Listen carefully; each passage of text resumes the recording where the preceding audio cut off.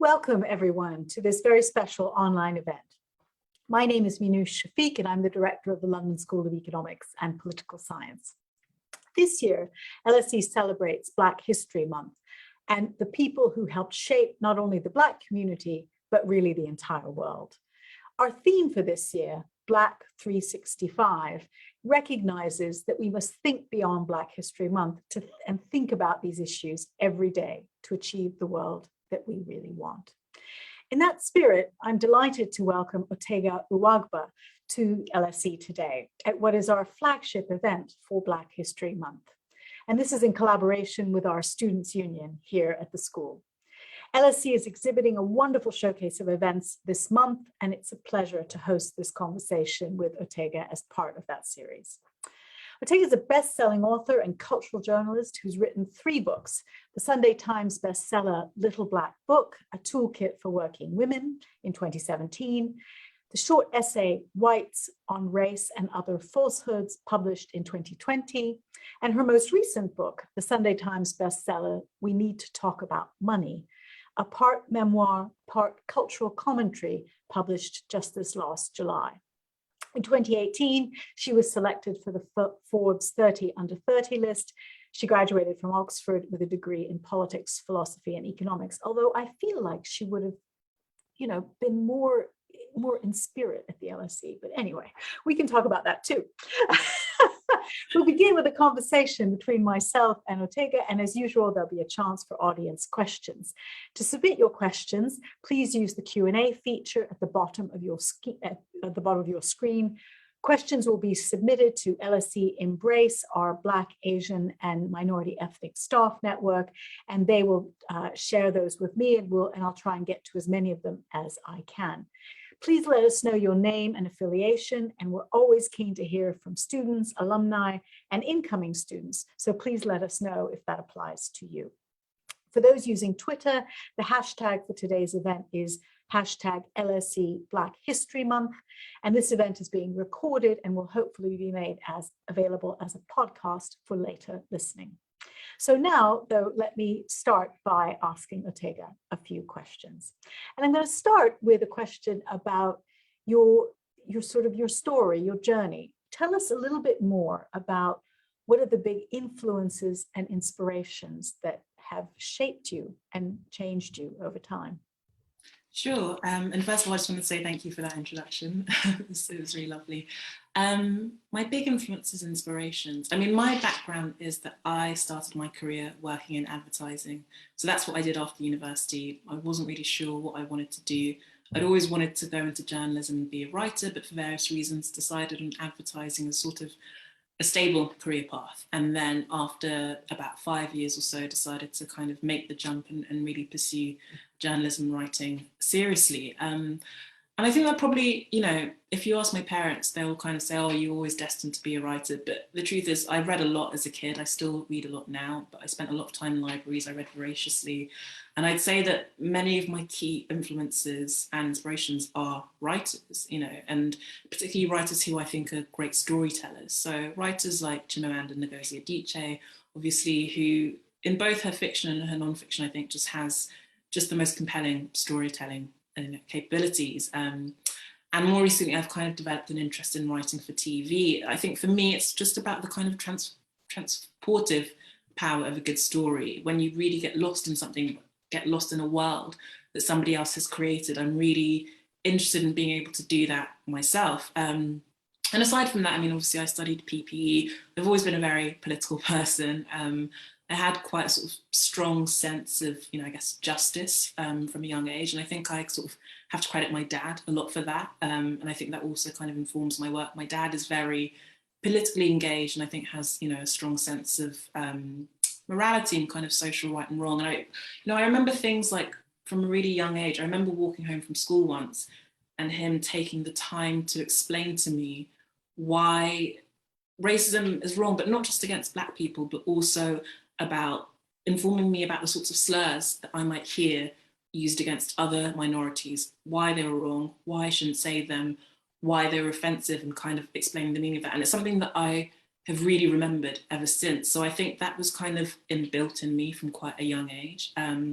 But at some point, I decided that I didn't necessarily want to work in politics directly, personally myself, but I really strongly believe that there are other ways of making social change, whether that's through culture and writing. I think it's really important to sort of capture people's hearts and minds. Okay, well, so let's talk about current politics. Following the murder of George Floyd, we've seen an explosion of activism concerning racial equality worldwide. Where do you feel that movement is, and in what ways has it succeeded, and in what ways has it failed? That's a really good question. It's something that I kind of addressed in my essay, Whites on Race and Other Falsehoods. I was really, I guess, motivated to write that. It was the ideas in there about race and racism and whiteness were things that I've been thinking about and making notes on for a couple of years. But after George Floyd was killed last summer, I just really felt like now was the time to kind of put those ideas out there.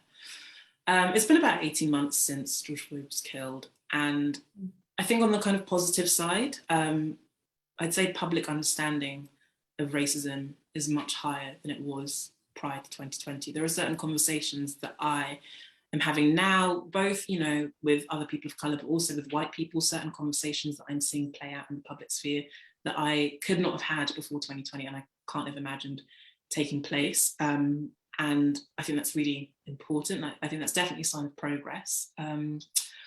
I think for me, the issue is, and this is something that I talk about in the essay, is that that doesn't necessarily always translate to action. And the kind of concept of allyship, which is something that I'd long been aware of and been thinking about, but really kind of gained traction last summer. It's really difficult work. It's hard and ongoing. And I fear that a lot of the conversations that are being had stop at just that, at conversations. So there isn't actually any kind of practical measures. There aren't any practical measures being put into place.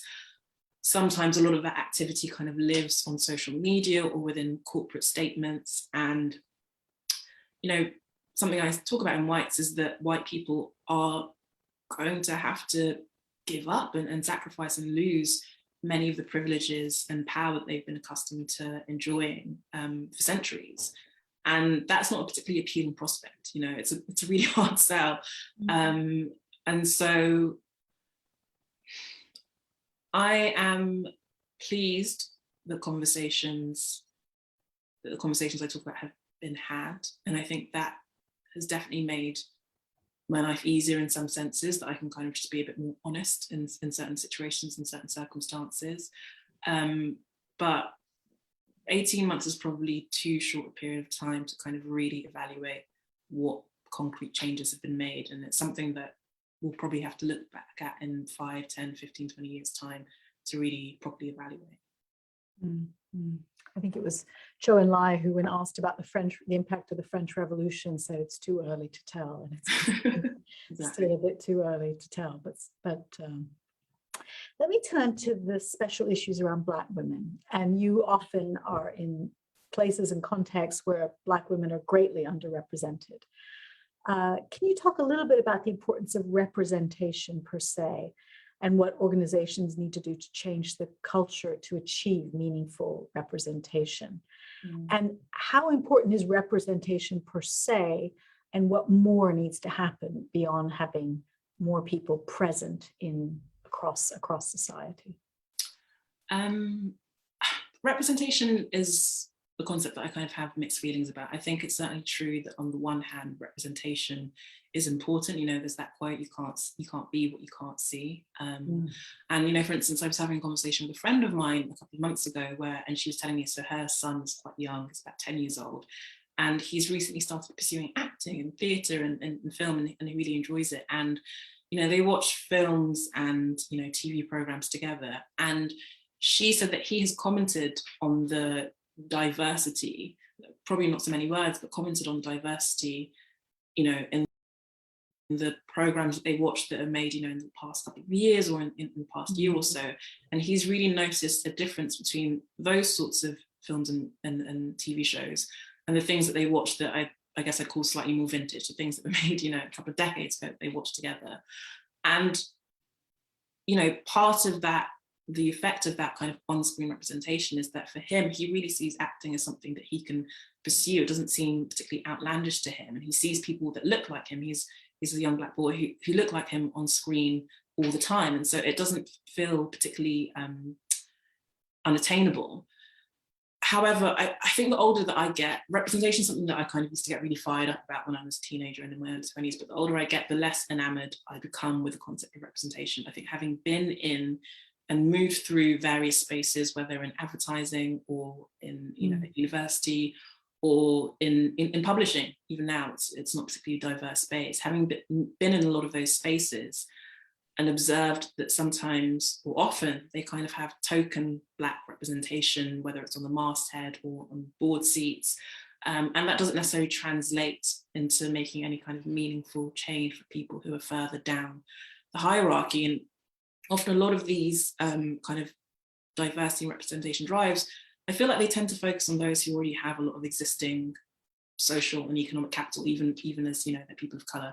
So often they'll focus on an Oxbridge educated private school alumni, which is my story, by the way, to demonstrate they're representative, but they don't necessarily look at how class plays into that. It's not a particularly nuanced effort that I see taking place. In terms of what organisations and institutions could and should do better, I am personally very pro positive discrimination and quotas generally. I think they tend to be quite a controversial topic, and you kind of get various kind of right-wing conservative types talking about the fact that you should hire the best person for the job. But then you look at the fact that all these kind of elite professions and kind of the senior levels tend to be dominated by white men, and you kind of have to bounce a question back, and it's like, do you believe that white men are just inherently more capable than everyone else, or do you think that actually they've been enjoying unfair advantages and privileges for decades and centuries that have now made things so uneven that we now need to do something to redress the balance? So for me,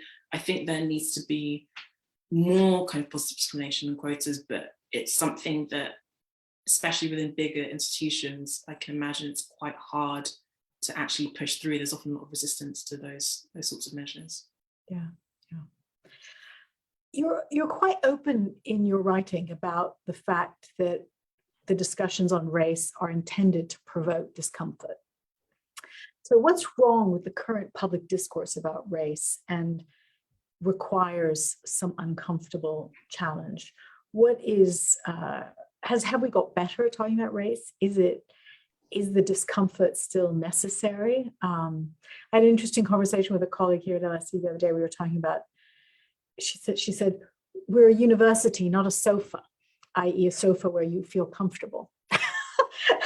You want a little bit of discomfort and challenge for people to really think hard about things. So talk to us a little bit about race and discomfort and uncomfortable conversations. Yeah, I really like that quote. And I think I very deliberately aim to kind of, as you say, provoke discomfort and challenge people, especially white people, in my writing. One of the reasons that I chose to publish White as an essay and something that was printed, initially when I first wanted to write about the subject, I thought about and was intending to pitch it to various digital media platforms. I'm also a journalist, and I thought about writing it for one of those. But first of all, I realized that the word count I'd be given of 1,500, 2,000 words wouldn't be sufficient for me to say everything that I wanted to say. But also, often when you're writing for those sorts of spaces, there is a pressure to kind of tie things up neatly with a bow, and to kind of have like a really kind of obvious takeaway, and to kind of find to balance things out with a bit of sugar, if I can kind of use that analogy, and to make things a bit more palatable. And I foresaw that, and I knew that absolutely wasn't what I wanted to do. Whereas the relationship that I have with my publisher and my editor, I knew that they'd be very kind of low intervention in allowing me to say what I truly wanted to say. I mean, as I kind of said earlier, I think something that has changed massively in the past 5 or 6 years, and I use that time frame because I'm thinking about when I was last in formal employment and the sorts of things that were acceptable when I was working in advertising that I don't think are understood to be acceptable now. I think the understanding of what isn't and isn't acceptable, what is problematic, just the kind of expansion of understanding of what racism actually is, has really changed over the past couple of years, especially so last year, but I think it's been kind of gradual change, and that is a really good thing. I think it makes it easier to push back on certain behaviors and incidents, you know, as a person of color or as a Black person, if you're not having to do the work of explaining to someone first why it's offensive that they said what they said, if the kind of general understanding has reached a higher level. So I think that's really good. I think, again, kind of just going back to what I said earlier, is that a lot of the kind of initiatives I've seen tend to be limited to things that are easier to do. So social media or corporate statements about diversity, or even kind of brand campaigns. I saw something earlier today, actually, which was that Google have put out a brand campaign that's essentially a very kind of pandering version of what allyship is, and it's very palatable, it's very sanitized, and I found it quite abhorrent, to be honest. And it's almost become kind of like a marketing tool for a lot of companies, often companies that have transgressed and continue to transgress against their employees of color in various ways. So I think there's been a lot of conversation, but there hasn't been very much follow through. And that is kind of what I see as the big obstacle in terms of discourse around race at the moment, is that, okay, we understand, or most people understand what needs to be done, what's going wrong, but it's often, maybe it's expensive to implement these things. It's expensive to hire a diversity consultant to come in and really kind of shape up your company. And it also leaves people feeling exposed. Something that I find really interesting is that while, for the past couple of years, it's been mandatory for companies that have employees of more than 250 people to release their gender pay gap stats, that isn't yet the case with ethnicity pay gaps. And I think in a way it's because people and companies, institutions and CEOs feel slightly more comfortable admitting to the kind of sexism and gender discrimination, or feminism has made it so that kind of fight for equality is a little bit sexier, it's a bit more palatable. But to admit to the fact that you are systematically underpaying employees because of their skin color, people are still very embarrassed to do that. Mm-hmm. And so they're keeping those stats very close to their chest. So I think there needs to be more kind of honest conversations and much more kind of robust action towards actually solving some of these issues. Mm-hmm. It's certainly true in all the organizations I've worked with. It's been much easier to make progress on gender and LGBTQ plus issues than it has been on race. I think that's true in most people feel more comfortable for whatever reason. They feel more comfortable acknowledging that they haven't got it right when it comes to women or LGBTQ people, but they feel very uncomfortable and feel very exposed talking about race. Yeah. So let me ask you a different question. As a journalist and commentator, you rely very much on your freedom of speech to be able to express your ideas and be frank and challenge people. So in your view, is society shifting on the value of freedom of speech? There is an active debate going on now about illiberal democracies, whether free speech is in jeopardy, the right to offend. Where do you see that debate, and are we moving in a good direction or a bad direction? I think I'm going to separate out the debate with the reality of what's happening, because I think those are two quite different things. I think in terms of our ability to kind of exercise our freedom of speech, I think that's actually improved over the past couple of decades. I think for all of its ills, for all of its flaws, I think social media has been a wonderful thing for that. I think there are far fewer gatekeepers as a result. Everyone essentially via social media has their own mini media channel, where it wasn't possible to kind of express your views to the world without writing an op-ed in a broadsheet paper a couple of decades ago. Now you can just get on social media and tweet, and we've seen lots of movements, whether it was the kind of Black Lives Matter movement last year or the kind of Arab Spring a couple of years ago. We've seen a lot of things that have been enabled and facilitated by social media and the kind of access that affords a lot of people. So people who were kind of previously disempowered now have a lot more power, and I think that's a really good thing. I don't feel that worried about discussions about cancel culture, because I think the people who are worried about it are a very small number of people who are used to acting and speaking with impunity and weren't used to getting pushback on that, and are now doing, before you could have written a really toxic op-ed, railing against immigrants, and the opportunity for people to kind of push back on that publicly was very slim. Now you can have hundreds of thousands of people tweeting on social media. I think something that I found really interesting last summer was the New York Times published an op-ed in the aftermath of the Black Lives Matter protests, where a Republican senator was calling for the army to essentially clamp down aggressively on protesters. And it was so anti-democratic, and the uproar was such, both on social media and within the New York Times. The person who signed off on that op-ed eventually was forced to resign. And I think, again, people worry. I don't see that as cancel culture. I see that as the difference between 20 years ago, that senator could have written that piece and there wouldn't really have been very many opportunities to push back on it and for people to express their views and their discontent about it, to now people actually having that power. And also, I very rarely see people who have been cancelled per se. All these people who complain about the perils of being cancelled, they are still out there writing, opinion columns and doing absolutely fine as far as I'm concerned. So I don't really see cancel culture as an issue.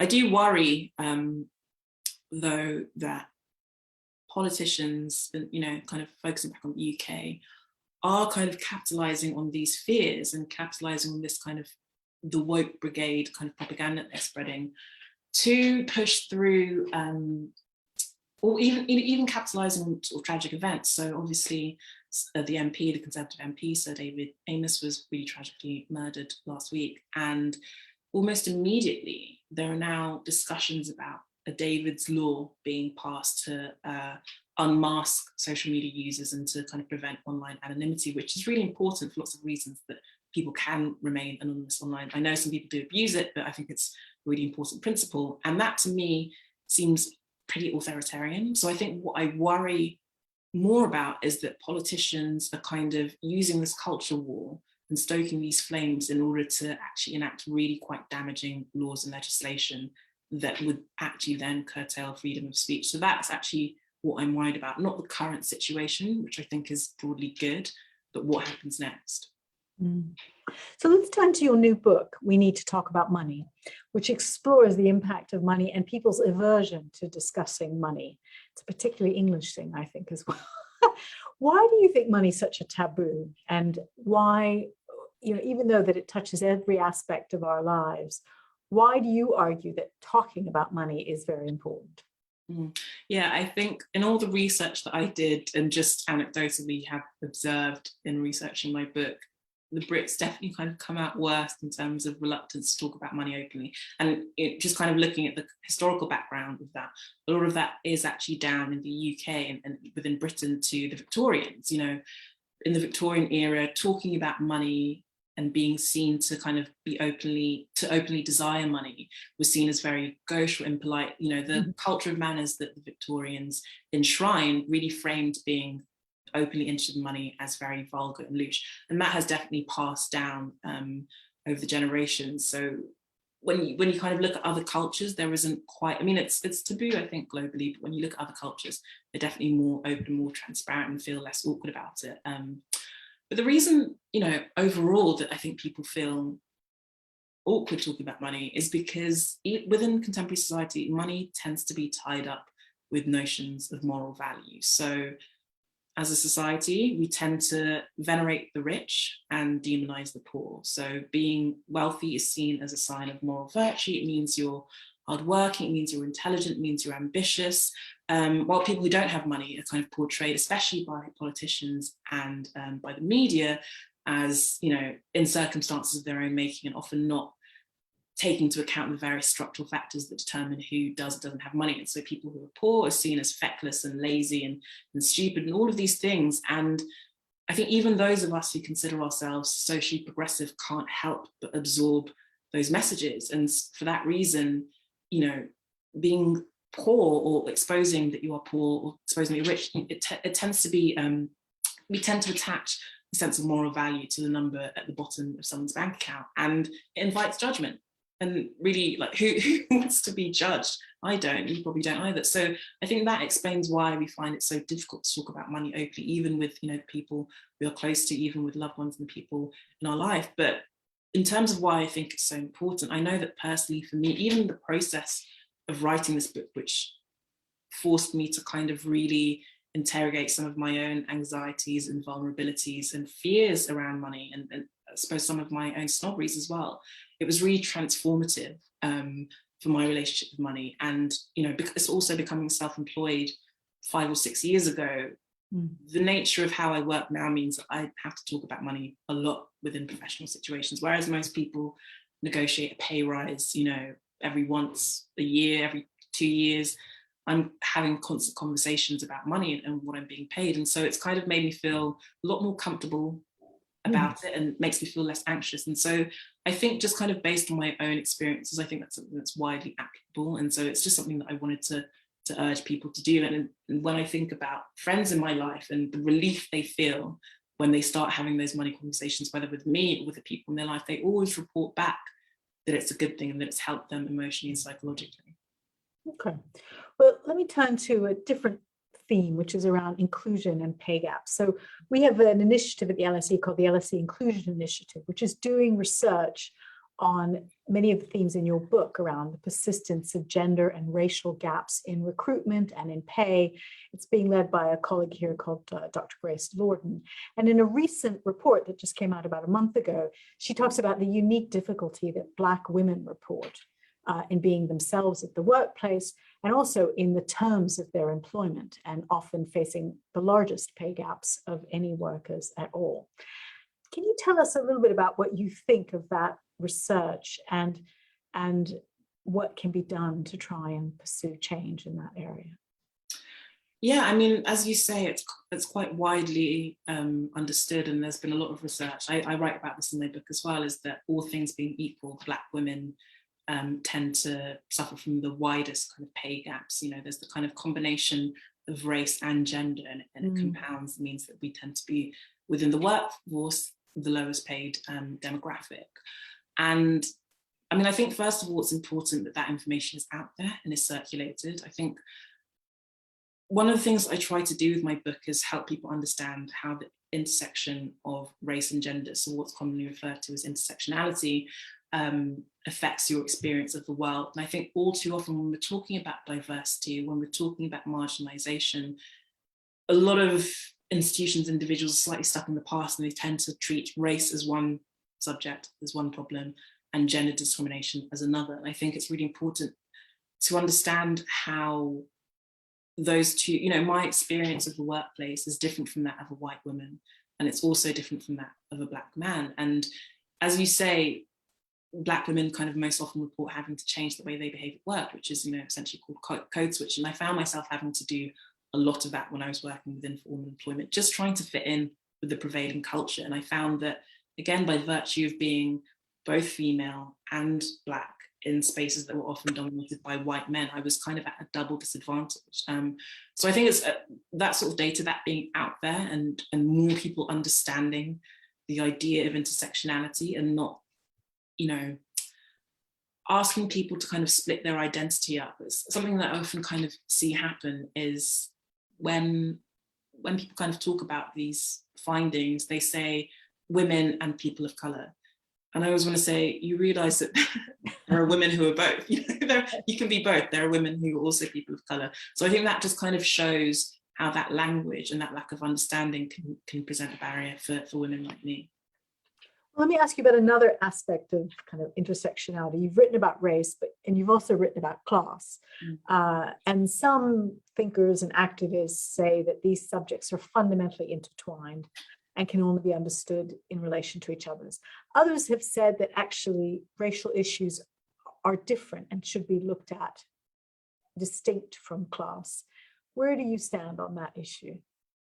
Well, I'd say I definitely think the former. It's about intersectionality. I think you can't look at someone's identity and expect them to divide up the various aspects. Somebody might be middle class and so benefit from certain advantages that come with that socioeconomic status. And they might also be Black. And in fact, that is actually my identity. So I would say that I am middle class, but I'm also Black. And so you have to look at the sum total of people's identity. But also when you look at the statistics, certainly in the UK and often in the US, which is where I've also kind of looked at in writing my book, certainly in the UK, class and race divisions tend to go hand in hand. So you tend to find more people who are at the bottom of the kind of class hierarchy, if you want to call it that. They tend to be more people of colour, and that there are all sorts of historical reasons for that. It's about at what point in recent history they emigrated to this country, whether or not they've had the opportunity to build up generational wealth. So I think it would be really mistaken to try and divide those two factors when they often go hand in hand. Again, I think it's something that a lot of conservative media tries to do and tries to weaponize. And there's this focus on, for instance, white working class boys, without understanding there are other issues that contribute to, I guess, their, I don't want to say underachievement, but I guess if you kind of look at it as relative to an average, that is what it is. That there tends to be a focus purely on the fact that they're white, as opposed to the fact that, well, actually they're also working class, and let's look at what these obstacles are there, and what the obstacles that Black working class and white working class boys might share beyond the fact that they are of different races. It's the wonderful Amartya Sen often says that all of us carry multiple identities,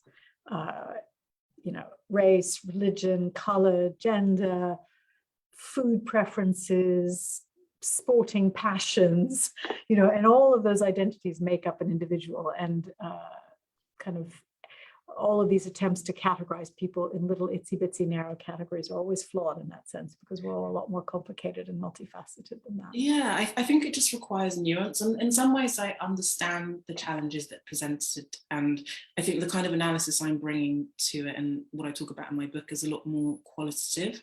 And I can understand that if you're looking at it from a quantitative point of view and you're kind of trying to separate and categorize people, right, there is that temptation to say, working class, Black, white, and to not look at the overlaps. But I think that is why you need things like cultural commentary. You need more qualitative analysis to kind of help color in that picture.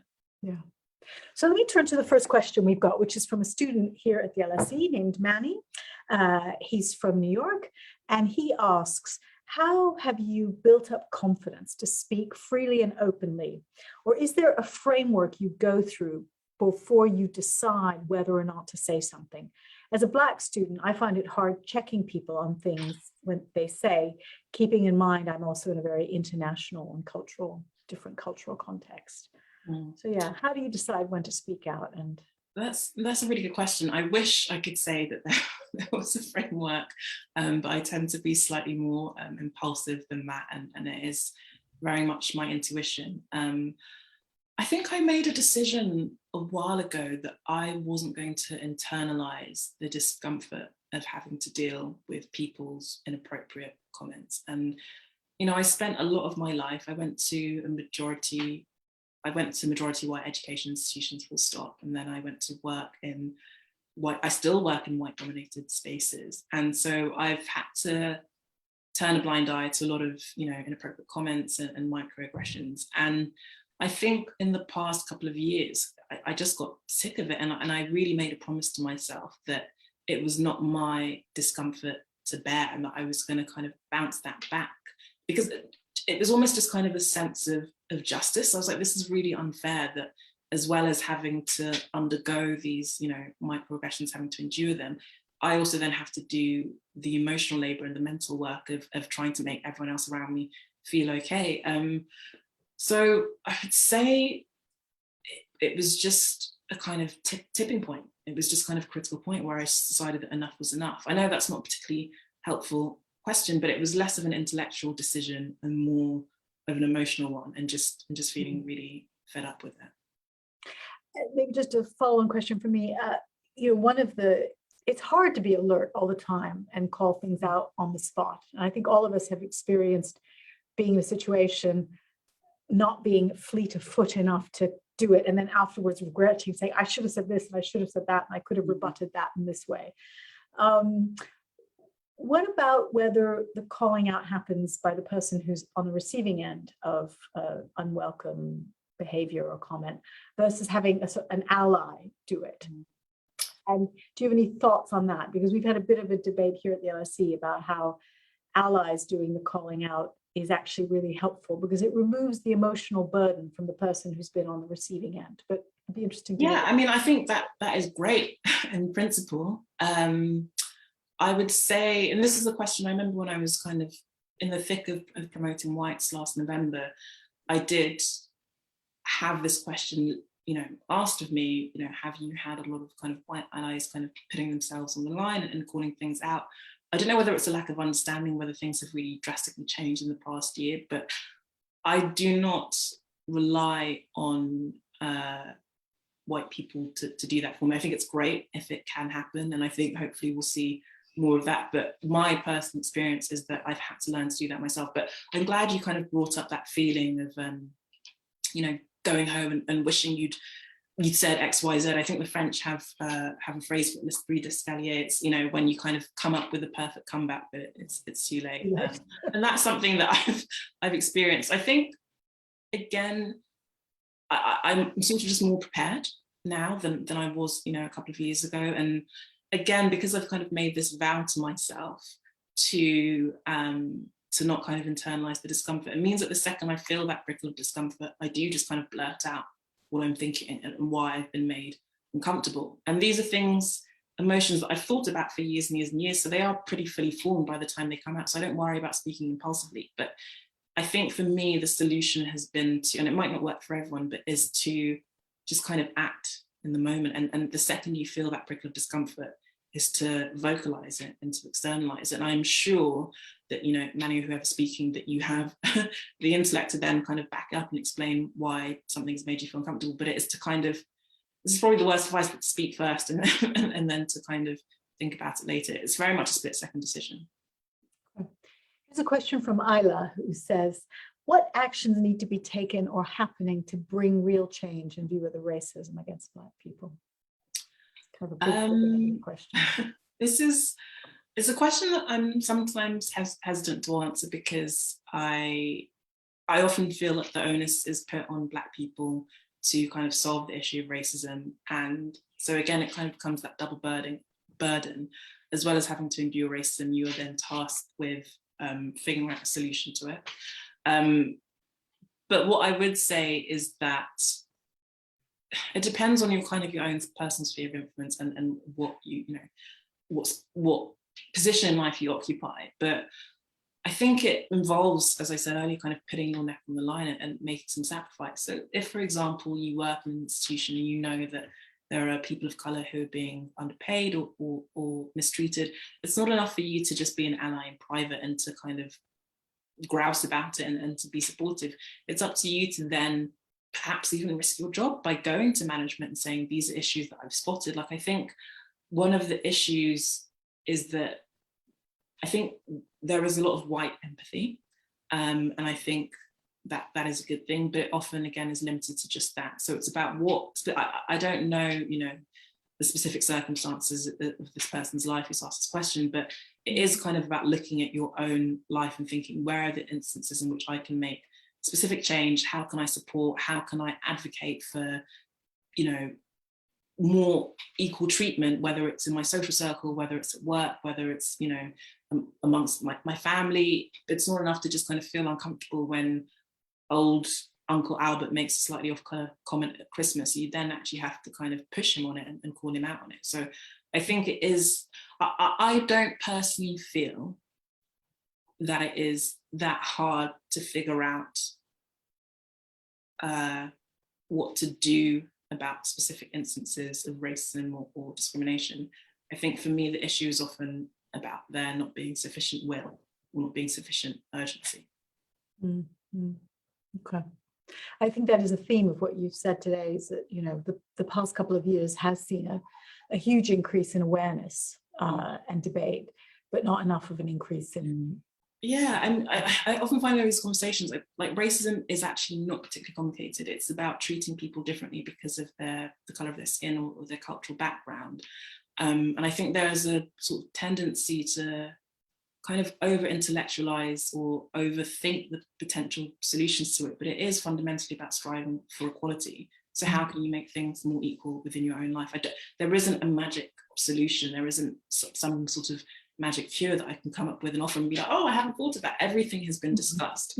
Every possible solution has been discussed. It's now actually about implementing it. Okay.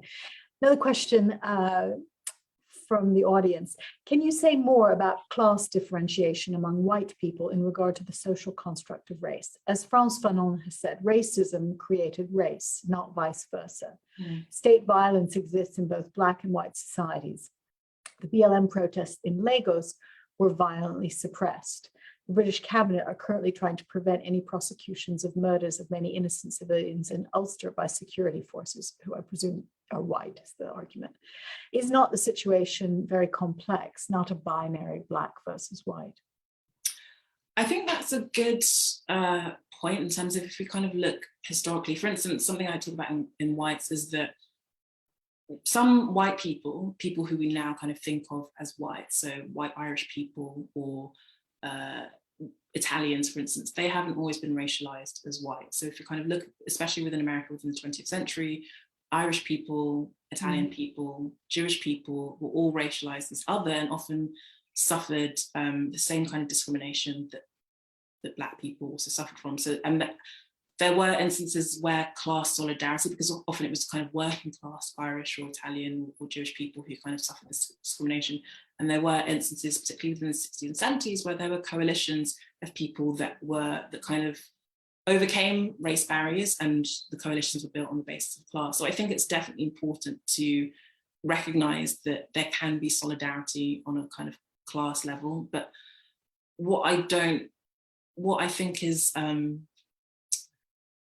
important to remember, that whilst it's possible to transcend or ascend race and class, very important distinction, and to move up or down the class barrier, it's not really possible in the same way especially for people who kind of have darker skin tones. So whilst you can, I don't want to say pretend to be another class, but there is more fluidity. It's possible to kind of break out of the marginalization that you suffer as a result of class, but that isn't really possible in the same way for race. So I do think it's important not to equate those two types of discrimination, whilst they obviously often go hand in hand, and we can kind of find solidarity across race by kind of focusing on class.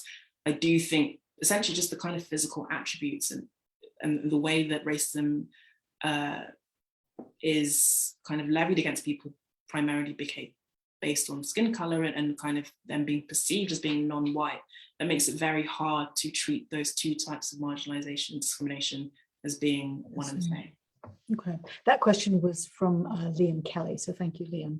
I've got another question, which is anonymous. You've mentioned that you've used qualitative research in your work.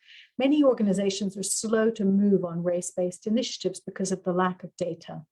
How would you say we can have a balance of evidence and action? So just to clarify, the research, I was kind of talking about qualitative analysis as opposed to research. I have relied more heavily on quantitative analysis. But in terms of, sorry, could you just repeat the second part of the question? So the question is, many organizations are slow to move unless they've got data. So how do you get the right balance between having data and actually taking action? I think the basic question is, do you need to have all the data before you act or not? I mean, I think it can be helpful in informing the specific, the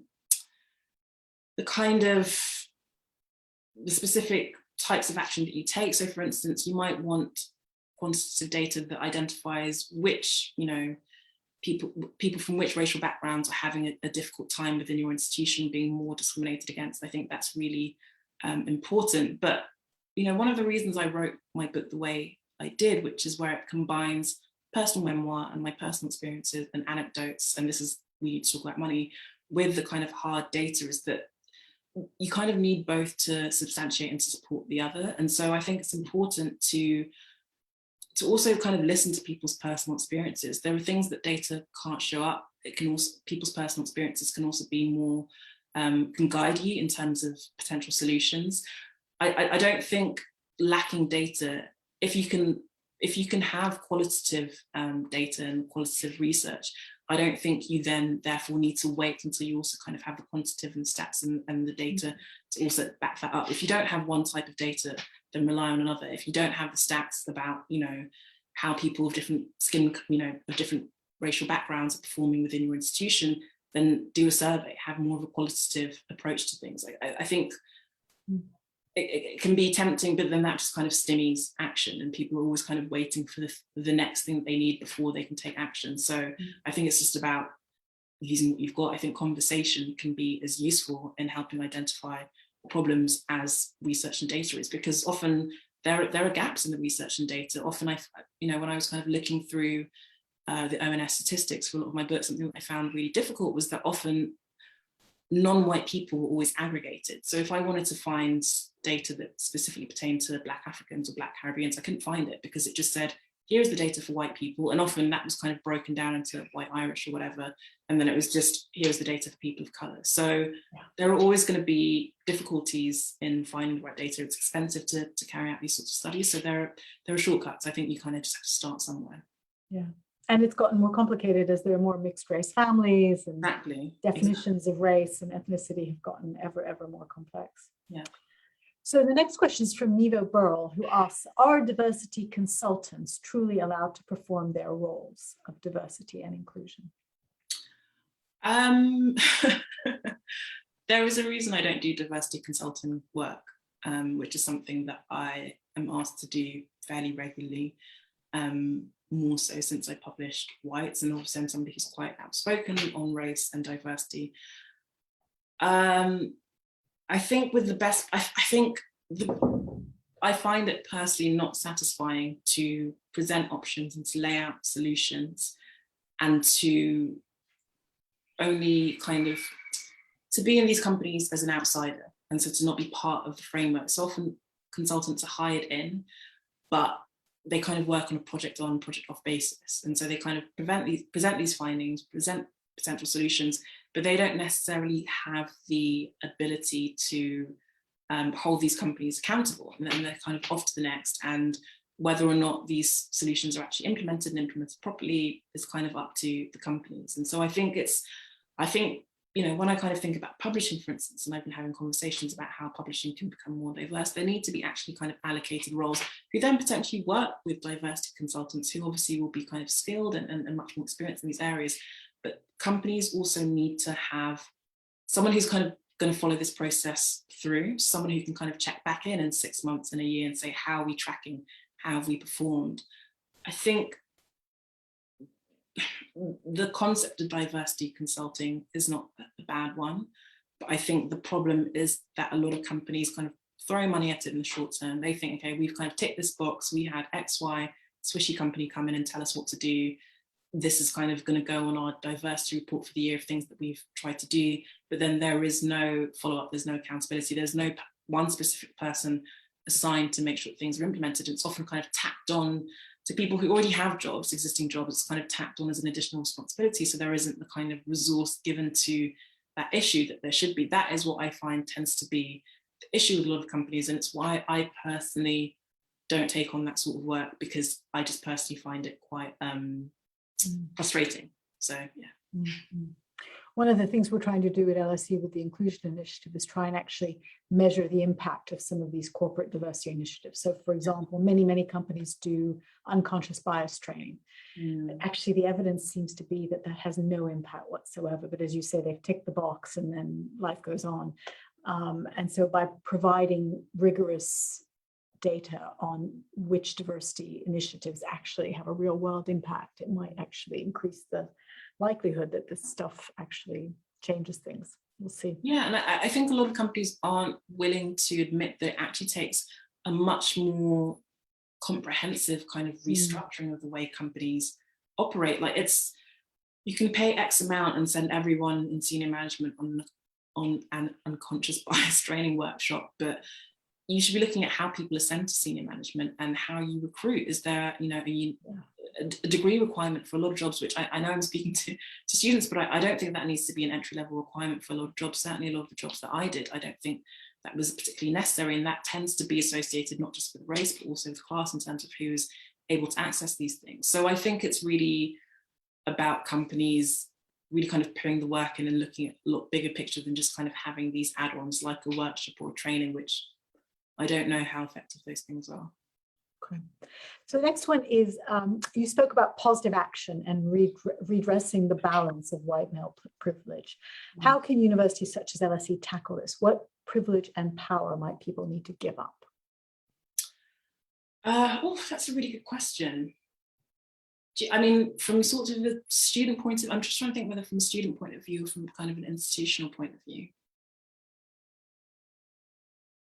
Can I come back to that? I'm going to have a think about that. Yeah, I mean, I might be able to, I might answer some of it, which is obviously, you know, we have a sort of race equity framework at the LSE. In fact, I'm chairing a meeting of it next week, and it's sort of a broad representation with real accountability by senior people in the school. But it has to be comprehensive, as you said, Otegha. So it includes how we do our research, who we hire, what's in our curriculum. You know, you have to look at all of those things if you're going to really make progress. We do very well on student recruitment. In fact, the majority of our students are non-white. But that's because we're so international and we've got students from all over the world. So we do well there. We do less well on class. So we have racially very diverse, but less well on class in the student population. In faculty, our older faculty tend to be whiter. Our new recruits much more diverse, and so we're trying to, you know, make progress on that. But I think the answer to that question is you have to work on all fronts. There's no silver bullet here. Yeah, I think you're probably in a better position to answer that question. It's not really fair to ask you. I had to take that one. Let me turn to the next one there, which I think is for you, which is race and discussions during Black History Month are often framed solely in relation to discrimination. What aspects of Black culture bring you joy? Oh, that's a lovely question. Music, very much so. And actually, weirdly, I want to say social media and Black Twitter. Like you know, it's obviously Black Twitter is this kind of like nebulous term, but it also is quite concrete. I learn a lot from following certain kind of thought leaders within kind of Black community, and just from seeing these conversations unfold online. I spend a lot of time on Twitter as a kind of culture journalist and like a cultural observer. So I find the memes very funny. I think Black culture is often Black cool. I think a lot of, you know, companies and brands often, not in a good way, but kind of observe and take trends and things that have come up through Black Twitter to then inform how they market and brand themselves. But actually seeing those sorts of interactions at their source is, for me, just like a source of endless joy. So probably music and Black Twitter, if I can say that. Okay, very good. And here's another one in a similar theme. What book had the biggest impact on you and why? Oh, this is a really, gosh, I read so many books. Which book had the biggest impact on me? I don't know if I could identify a specific book, because I do just kind of like her work in general. And I've spoken previously about Chimamanda Ngozi Adichie, but I really enjoy her writing because she's clearly somebody who is just enormously intelligent and enormously articulate and erudite and can express things. But I love the fact that despite that huge intellect, she doesn't, or at least in my view, doesn't feel the need to kind of intellectually showboat. And something that I really aspired to with my work and in terms of how I wrote Whites and how I wrote We Need to Talk About Money was, while there might be a lot of research and academia that kind of goes into it and underpins it, I was reading some very dense books. Felt like I was doing another degree, actually.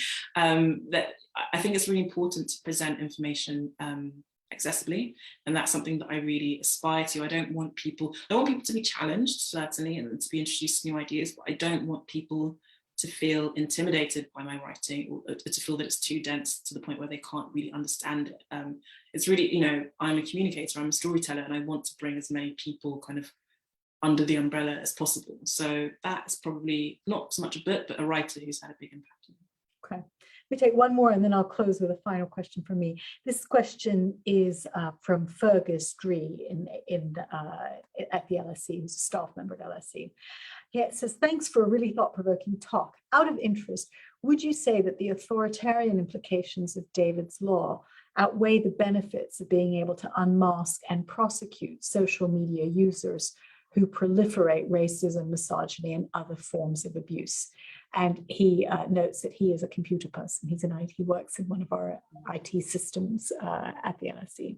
So what's the trade-off in terms of anonymity and I think their outcome? I worry that we're looking at the wrong thing because, this, even the discussion of this law is kind of only in its infancy. I think it was kind of first reported yesterday, or it's really evolving. But I have to wonder why the focus is on unmasking people as opposed to putting more pressure on these social media giants to do better at, policing, kicking people off these platforms. This is a conversation that has been had for years now, probably, quite early on in Twitter's history, certainly, but these social media platforms don't do enough to police, I hate using that word, but to stamp out, I guess, discrimination and abuse and all this kind of online vitriol.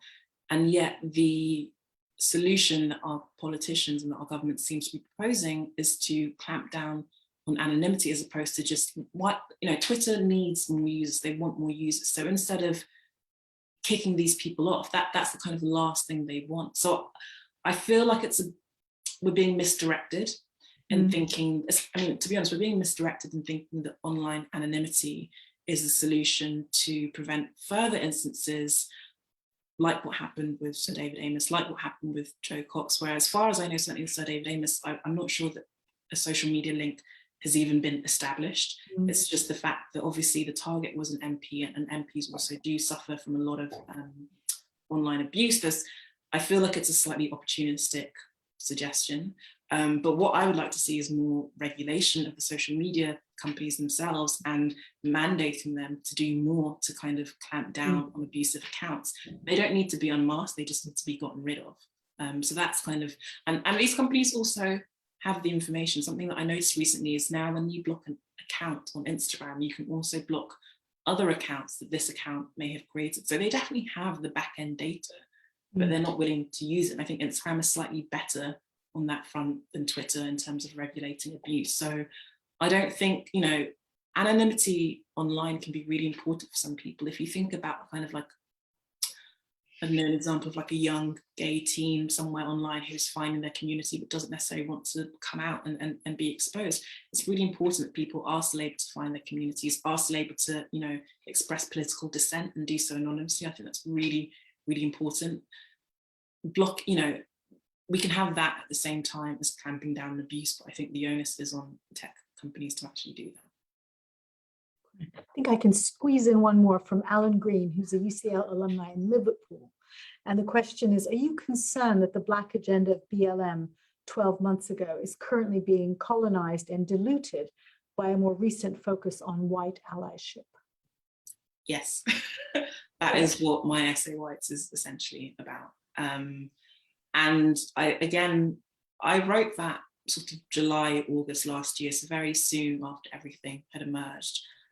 And I was already seeing it happen then within a month, 2 months, 3 months of, the Black Lives Matter protests of last summer. And as I say, I think it's happening more and more. I mentioned earlier this kind of Google ad, which is focusing on allyship of different types, but obviously race was part of it. And I just thought, why is all this money being spent to make an advert that is essentially just marketing Google, as opposed to perhaps channeling that money and those resources into, I don't know, whether it's good causes or charities or funds, or even in terms of restructuring the way Google operates. So yeah, I absolutely feel that it's being diluted and colonized. It's a conversation that I have constantly with my kind of Black friends, especially those of us working in media and kind of more public spaces. I don't necessarily have a solution for that, but to whoever asked that question, I think you've definitely spotted something that's happening there. Okay, very good. Otegha, just a final question from me. We are, our theme for Black History Month at LSE this year is 365 days a year, not just Black History Month. What would you recommend for people to do throughout the year that would remind them of the importance and power of Black history throughout the year? Any suggestions?